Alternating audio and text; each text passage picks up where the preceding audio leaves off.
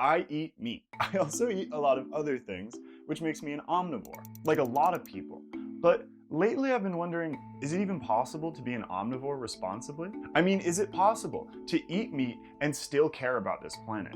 I've been hearing a lot about farming fish as one of the most sustainable and ethical ways to produce animal protein. So I decided to do a deep dive on the most consumed fish in the US, salmon. I personally eat a ton of salmon, and I'm not alone. The average American consumes 3.2 pounds of salmon a year. So how exactly does salmon farming work? I'll explain the impact it has on our planet and our future. And maybe most importantly, what it means for the salmon themselves.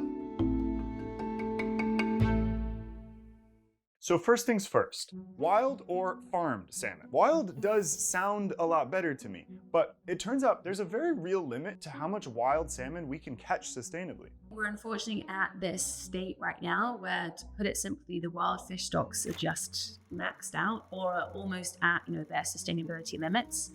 And to meet the rising demands for seafood, we need to not deplete the oceans anymore. We need them to be thriving and to be full of biodiversity, and that's where aquaculture can come in. So if we want to eat salmon at the scale that we do, well, it kind of sounds like it has to come from aquaculture.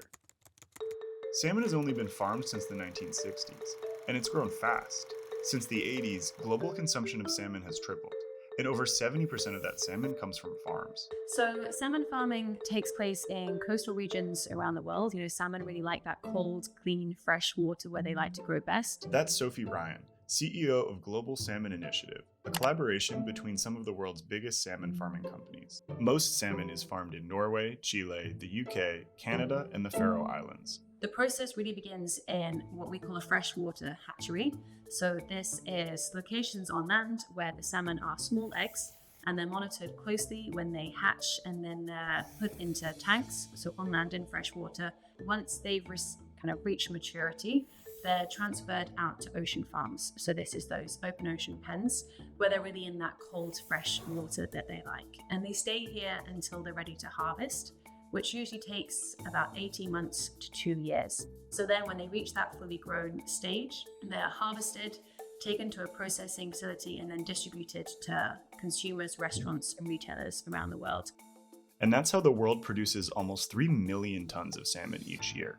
But is it actually more resource effective to farm this much salmon versus other protein like chicken?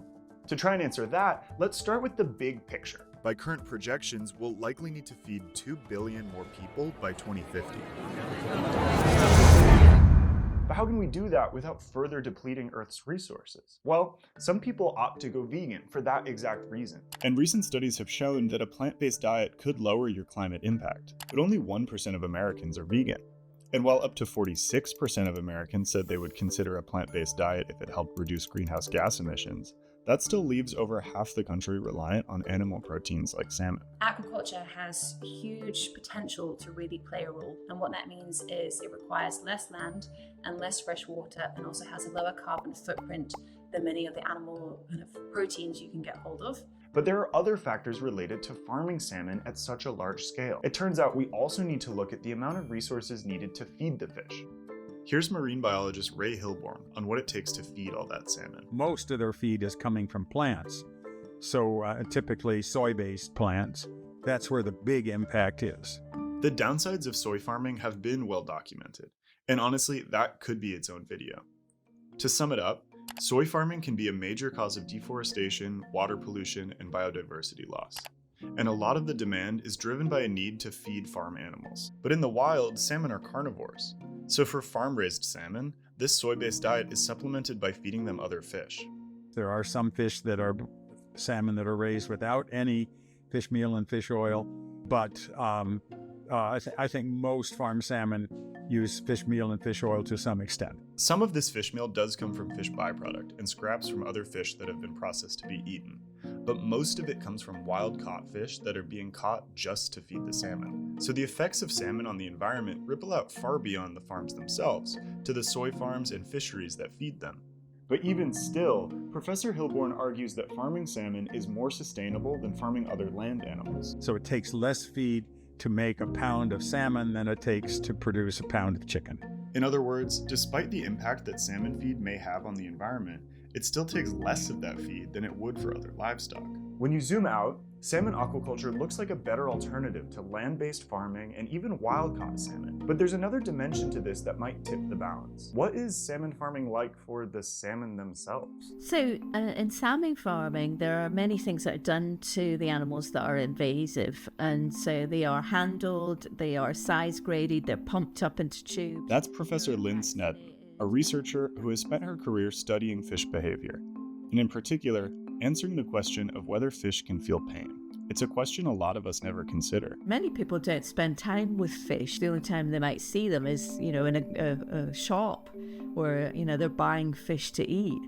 But for those who do consider whether fish can feel pain, there doesn't seem to be much debate. So the scientific evidence shows that fishes have nociceptors, receptors for pain, that they have the neural apparatus to detect and process it. So if fish can feel pain, like pigs, cows, chickens, and other animals that we already farm, what does that change? Well, it complicates this widely held notion that farming salmon is good for you and for the planet.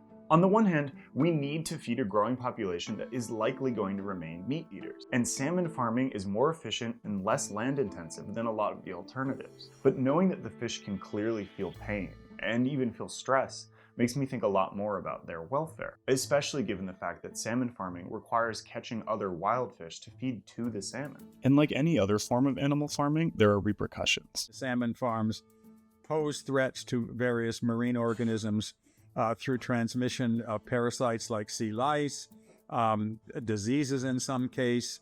And there have also been cases where salmon escape the pens and interbreed with fish in the local ecosystem as an invasive species. It was these reasons that led to the banning of net pens in Washington state just this year.